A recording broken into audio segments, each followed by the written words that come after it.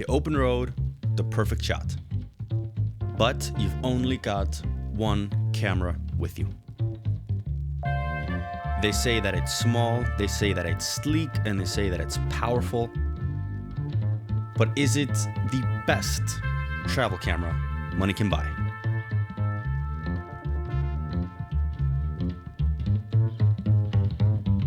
The camera that I'm talking about is this camera right here, the Sony a7CR. It's basically just a minimized a7R5, just in a more compact body. It has a smaller viewfinder, a more basic screen, and fewer inputs and outputs and stuff like that. It doesn't have a full-size HDMI slot. It doesn't have CF Express slots. It only has one SD card slot. But in my opinion, that's all perfectly fine because I'm looking at this camera as a travel camera through the lens of travel photography and traveling with it. I'm not going to be traveling with monitors and, lots of accessories because that needs batteries and all that sort of stuff. So the fact that it doesn't have full-size HDMI and all that, that's perfectly fine for me. And it is small and very well packed together, and it kind of reminds me of the A6700 style bodies and the FX3, FX30 type bodies like I'm shooting on right now. Very compact and well put together, in my opinion. But the fact that it is full frame kind of defeats the purpose a little bit of it being a travel camera, because if you want something compact and very small, you wouldn't necessarily want to go for a full frame camera because the lenses are big and chunky, but I'll get to that. The handle on this camera is also smaller than its, A7 siblings. It's not too small, it's fine. I have big hands and I can grip it pretty well. Only thing is my little pinky can't grab the bottom here, but the camera comes with a, handle extension that you can use. But again, kind of defeats the purpose of it being a travel camera if it's small and then I have to add on something to make it bigger. I don't know, it doesn't make a lot of sense to me, so I'd rather just not use it. I've heard some people talk about the fact that it might be uncomfortable to use and hold for an extended period of time, and especially if you're using big chunky lenses like the 70-200 or 200-600, But what do you really expect? Why are you buying a teeny tiny small compact camera and then lugging around a 70-200? I don't know, it feels kind of strange, and it's just nitpicking at that point. It feels fine, it feels great. And then it has the same menu system as, all the other Sony cameras. So if you've ever shot on a Sony before, you're going to feel pretty much at home with this camera. But let's get back to the lenses a little bit, because this is a pretty small camera. As you can see, it's pretty, densely packed. It's very compact. It's very small, but it's full frame. So you're going to have to use full frame lenses. If you shoot regularly with a 70-200 and a 24-70 and a 16-35, kind of these big zoom lenses, then there's not really any purpose in getting a slightly smaller body than what you have. So I don't really see the purpose. I think this camera and its body really shines with prime lenses.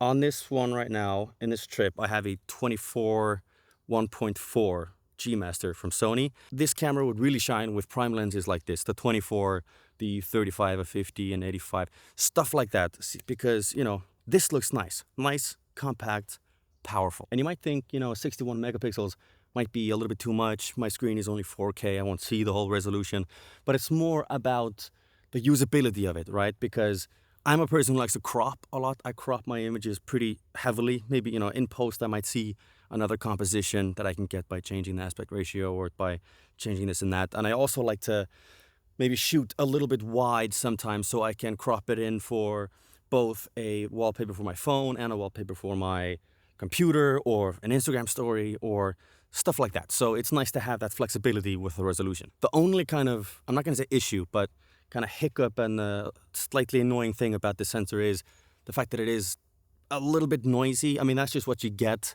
when you have pixels this small, but it is a little bit noisy. But it's nothing that a little post-processing can't handle. Just turn up the noise reduction just a little bit, and if you're really pushing the ISO, you can use the AI noise reduction thing in Lightroom, which is lovely.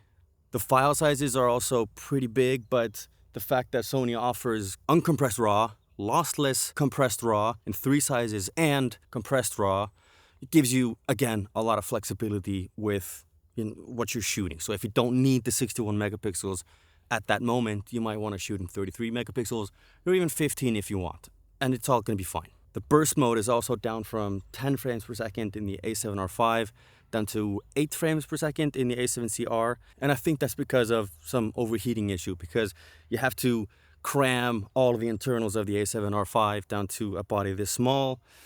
You know, it might not sustain shooting that fast for such a long time. But I mean, that's fine. For travel photography, you don't really need really high burst, at least not in my case. So yes, this sensor is lovely, absolutely fantastic for travel photography. Not so much with travel videography, but I'll get to that. First, let's talk about the IBIS and the autofocus system. The IBIS is, I think, it's 7 stops instead of 8 stops in the A7R5.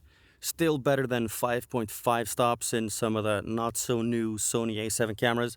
So it's still absolutely fantastic and more than enough for whatever you need. I can shoot like half a second long exposures handheld with no motion blur or movement of any kind. So, you know, it's perfectly fine, perfectly great. The autofocus system is also the new AI autofocus system that is in a lot of these newer Sony cameras. So again, best in class. So for travel or really for anything else, doesn't really get better than this, both the IBIS and the autofocus system. But let's talk about the video aspect of the A7CR for a bit, because the 61 megapixel sensor is both the biggest strength and the biggest weakness of this camera. It's its biggest strength in the sense that the photos are stunning, absolutely amazing. It delivers, you know, among the best photos on the market right now. But on the other hand, its biggest weakness is the video. But with the sensor being 61 megapixels and having such small pixels,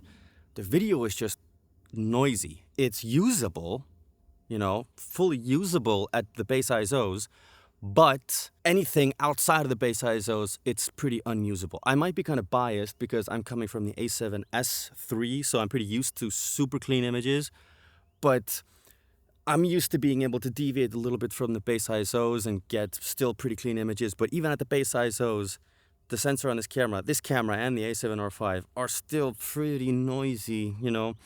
But that's not the biggest thing. That's not the biggest problem, because again, it's still usable. I use my A7R5 all the time as a B camera.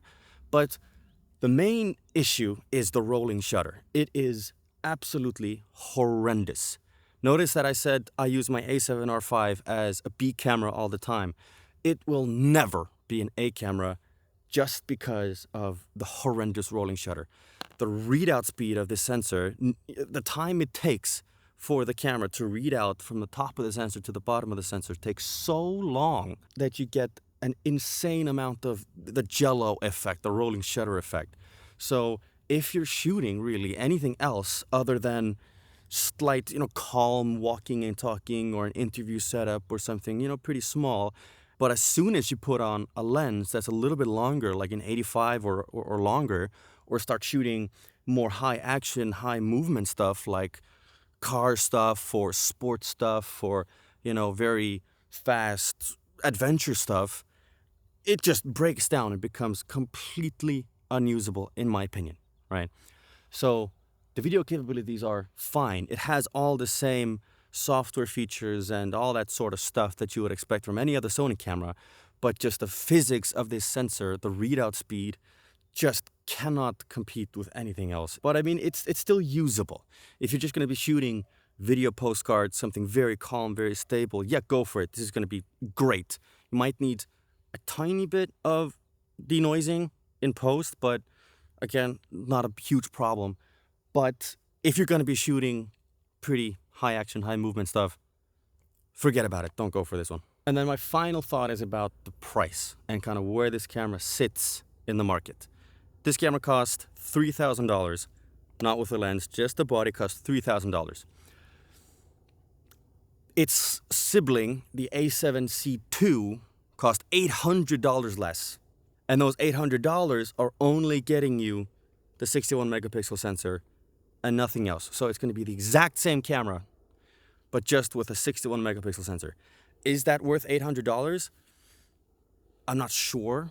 So I can't personally see who would want to buy this camera, the A7CR, over the A7C II, but not want to buy the A7R5, which is not that much bigger. Like, let's not kid ourselves. This camera isn't that much smaller than the other A7 series cameras. So the only person that I would actually recommend this camera to over any other camera is a person who is seriously considering the Leica Q3, because I'm a part of the Leica hater club. You know, it's the same thing, 60 megapixels, better body, better ergonomics, you know, this is just a better camera in my opinion. So in conclusion, I don't really know who this camera is for, but I still love it. I still absolutely love it. I do think that this is the best travel photo camera, while the A7C II is the best overall travel camera, hybrid camera. So I hope that kind of answers the question. This is the best travel photo camera on the market right now, in my opinion. Just my opinion. So there you have it, folks, the Sony A7CR. Now, this is not my camera. I didn't buy it. I just got it on loan from a company that I've been working with a lot called Origo, but this is still my pure opinion. They didn't sponsor it or anything. And yeah, if you got this far and you enjoyed this video, thank you very much. And I hope I'll see you in the next one. Goodbye. Bye-bye.